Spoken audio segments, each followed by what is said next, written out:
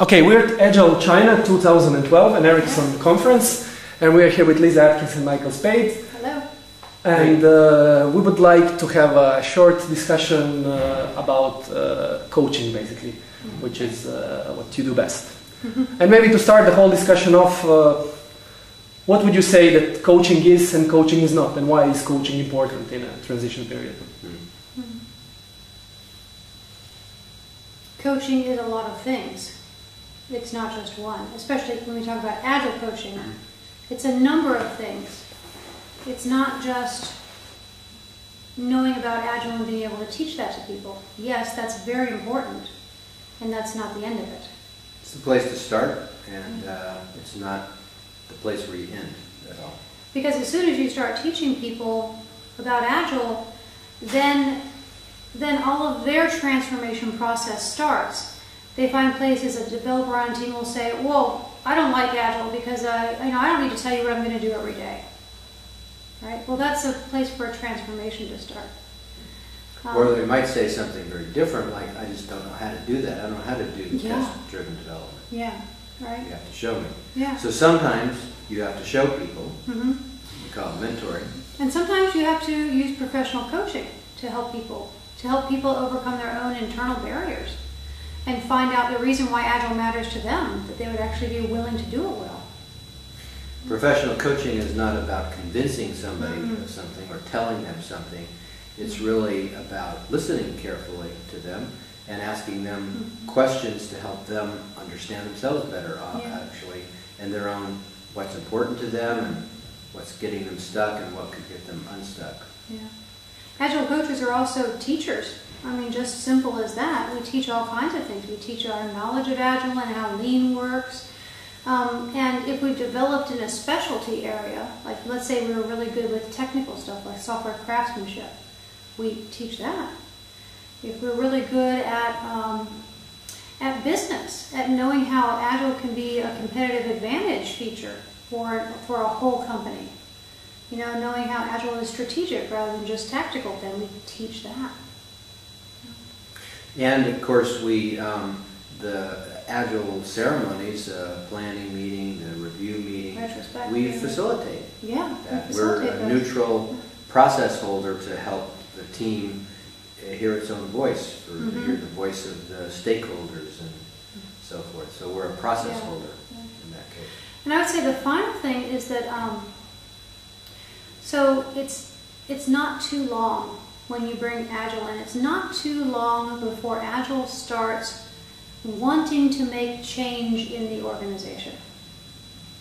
Or showing you where that change probably needs to be made, where you're not doing everything that you hoped, or it doesn't solve our problems, but it points to them. Oh, right there, right there. It makes them painful. I mean, for example, it shows where maybe the release management process doesn't actually work with Agile at all. And even though the teams can produce faster, it doesn't matter because release management and integration test is still, 3 months or 8 months long, whatever it is. And that's a place for some hard work of working with people in the organization to help them understand how they can transform the organization to be fully Agile end to end. Because it's about Agile delivery. It's not just about being Agile here or here. So when Agile points out these difficult places that we have to work in, that's when you need a lot of different skill sets. Yeah. Sometimes you might need teaching, you might need mentoring, you might need coaching, you might need facilitating. But above all, I would say you need to have some professional coaching skill because we're talking about human change. We hear all the time that the manager or the CEO doesn't get it. They don't get Agile. Well, they don't actually have to get too much of the details of Agile, but they do need to get an Agile mindset if they're going to get the results they want from Agile. And really, teaching them about Agile or trying to mentor them or making them do it a certain way, that usually doesn't work. Do we start it off in this way, or does the professional coaching as a discipline of approach to people come a bit later? It usually comes a little bit later. So I would say when there is eagerness, when there's willingness, when there's interest, it makes sense to teach and maybe to mentor, because that's opening. It's natural. When there's resistance, when there's blockage, when there's stopping, you need professional coaching because you need to understand, or they need to understand more what's going on. You don't convince them out of their resistance. Yeah. When there's a senior manager, let's say, saying, I want you to be agile, and the next day, where's my delivery?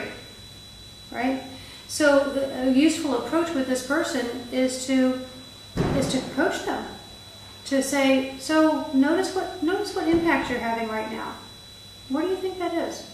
So he has to find it out himself in order for him to buy it. Because he's in the middle of a big change. And a coach's job can be to point out that discrepancy, but without judgment, without, oh, you're bad, you're doing this, but just, did you notice? An inquiring kind of a perspective. Did you notice that? Did you understand that that's maybe inconsistent? Okay, you have mentioned the role of a line manager in the transition. What would you say that is the role in the organization if we divide it up in the new process, saying like Scrum Master, Product Owner, member of the team, or a line manager? Who needs coaching at most and who needs coaching first? Who do you approach first? Is your question what happens to line managers in Agile, or something about coaching and importance of coaching? Let's say there is a transition in an organization. I'm wondering, who do you approach first if you want to make the thing fly? Whoever really wants us. Okay. Yeah. We don't go where there's tremendous, strong and obstinate resistance. We go where there's a possibility and get it working and help people become really good Agilists. And then as soon as that happens, the entire system changes, and then now maybe there's another place to go. Inside the organization. Yeah. And it's useful to touch base with everybody. Yes. At the beginning, to let them know what changes might happen. Yeah. To get a sense of them, to get to know them a little bit. I'll go to line managers and I'll say, so let me just teach you a little bit about what's going to happen. As your teams use Agile, they're not going to need you to make decisions for them. And they're not going to need you to tell them what to do every day. They're going to need you to watch them over time as they progress or as they struggle and give them feedback about that, but not direction. And they need you to fight battles for them outside the team and the rest of the organization for the impediments that, particularly the ones that keep coming up, or that other teams bring up. That's what managers need to pay attention to, is things outside the team largely. Okay, in the presentation today you were talking about a zigzag place, I would say, or a zigzag point in time in a transition of every single person, maybe even an organization into transition. So how do you, is there any way to control this period? Is there any way to speed the zigzag period up? Is there any way to get to the tipping point that you were also mentioning, where everything will fly by itself, so to say? To be patient. To not try to push it faster than it is going, because when we resist that zigzag period, we mean going from the familiar to the new thing, to the emerging thing, and that we go back and forth a bit for a while. When we resist that process in ourselves, or when we resist that process in other people, it actually slows it down. It makes it a lot longer. It either makes it go underground, so people pretend that it's not happening when it is, or they go back to the other side, say, forget you. I don't want to do that. And instead, what makes it speed up is to just be with it. So let's say you have that manager that doesn't know what to do, really, when Agile comes in, and they go and they try to control their team because their team is having a problem. So from a professional coaching standpoint, you go work with that manager and say, okay, so what's happening for you? And they might say, oh gosh, I'm so anxious, my boss is really breathing down my neck, we have to have this delivery done. I can really see how that's frustrating. I mean, I can see how you are really under pressure. And just be with it. Be with what's actually happening for them, and in so doing, you create a relaxation. They're heard, they know that you've heard what's happening for them, and they go, well, my manager is always breathing down my neck. Maybe this one isn't as big a an emergency as I thought. Maybe I could, let them have a little bit of room. Yeah. What would maybe be the biggest difference of, let's say, external and internal coaches? So we always, the companies, what they usually do, they start out with some external coaching, and then there's different periods or different methods how to transfer the knowledge to the internal coaches and get the organization going. So what would be a recipe there? I want to start with the principle and then see what happens. So the principle or the belief that Michael and I both have is that the best way for Agile to be healthy and sustained over the long time is for companies to develop their own internal coaches. Now, companies don't usually have those people initially.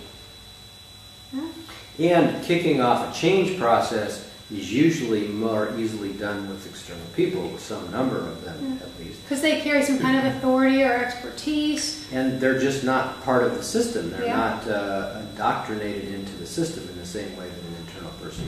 And at the same time, I think I would say you want to start the transfer of that competency immediately. Not wait. But start it right away. Yeah. But it's helpful to have the catalyst from outside. Yeah. And actually also with colleagues inside too. Yeah. You want both. Yeah. As soon as I come into an organization and I start doing some Agile coaching there, like let's say I'm facilitating a meeting or doing a mentoring session with someone or something, as soon as I do that, I'll sit down with the other coaches who've witnessed that and I'll say, okay, what did you see me do? How did you see me work with that? Where did I do something that surprised you and you would have done it a different way? And so we talk about that because my job is to convey these skills, transfer these skills as fast as possible to as many people as possible.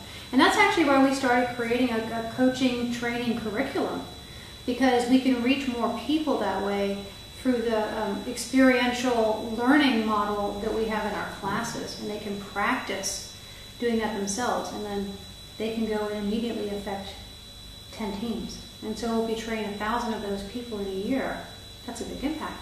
So you're saying that one coach can impact 10 teams and work simultaneously with 10 teams? Not necessarily. I don't take it too seriously there. I would say not at the same time. Yeah. You're probably going to give them almost nothing if you have 10 teams at the same time. But you could have 2 or 3 at the same time and sequentially move from one to the other and pay a little bit. You pay less and less attention over time to each team and more to a new team. Now I say that's true, especially or maybe only if you have scrum masters on those teams. Right? Well, let's say that this is the mechanics of Scrum. Yeah, there needs to be someone there for sure. the stuff that comes up daily. For the moments that a coach who's got 3 or 4 teams, they can't see that. But those coaches are looking at a higher level at those teams, like at a more of a process level and a performance level. And those coaches are also coaching the Scrum Masters to be great. Right? And so, that kind of coach could have 3 or 4 teams at a time. Okay, and the Scrum Masters and their role is to be the coach of the team anyway. Yes. Yeah, by definition, so to say. Yes. And how much... You say that by definition. I'm glad you've got that definition. Not everyone does. Yeah. Okay, and how much would you say that a coach's job is to interact with the team compared to interacting with an individual in the team? I think it depends on the team. It depends on the individual. You get different leverage out of both, obviously. I like to meet at the beginning when I work with a new team. I like to meet with everybody on the team individually and get a sense of them and periodically check in with them. But I wouldn't spend a huge amount of my time, probably the proportion of my time doing that. But a few people are usually key on a team to influence or to teach or to coach, maybe because they hold some resistance for the team. And usually there's higher leverage in a couple of people. Yeah. I'd say that probably most of the one-on-one coaching that I do and that the coaches that I coach do is outside the team with managers and other functions that interact with the team. And product owners, product management. And that usually shifts from, at the beginning, it's intensely with the team usually, and fairly quickly when they get a cadence, which doesn't take terribly long, teams you move outside the team. Yeah, teams can get up and running pretty quickly. Now, they're not perfect. I mean, you still need to work with them, but they don't take so much of the attention. Okay, and I guess that the most of the time that you work with teams, organizations is within the Scrum framework, which is like the most popular framework so far. Is it so? Michael has a lot of experience with XP. Yeah. I haven't done, I have done XP lately too. I've done both Scrum and XP, but Scrum is certainly much more common worldwide, no question about that, than anything else. Yeah, and I also have a background in Lean, so marrying kind of Scrum and Lean and just also even plain old Six Sigma techniques.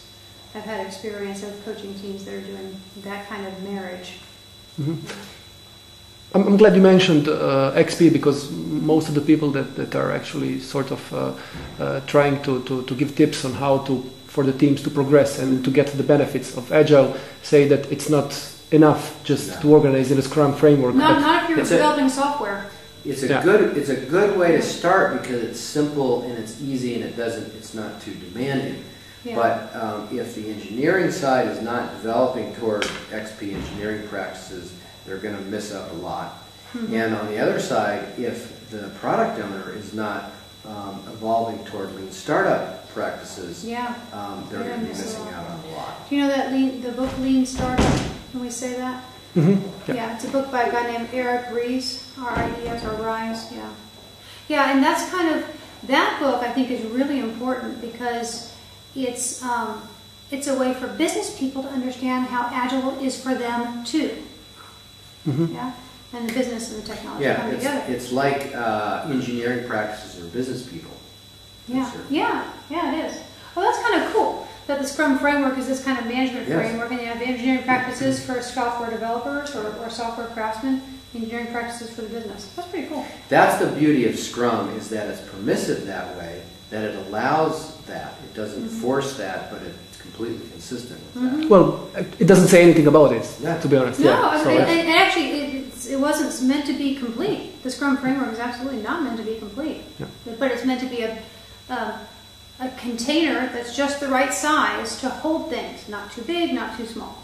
Okay, is it as well a part of the coach's job to get this message through to the team about the engineering practices as well? Yeah. Well, actually to notice what the team needs. Yeah, so if you're noticing that the team, wow, their software really sucks. They need some help here. So to notice that and to bring some expertise to them, and also to ask them what they think. What do you think we need?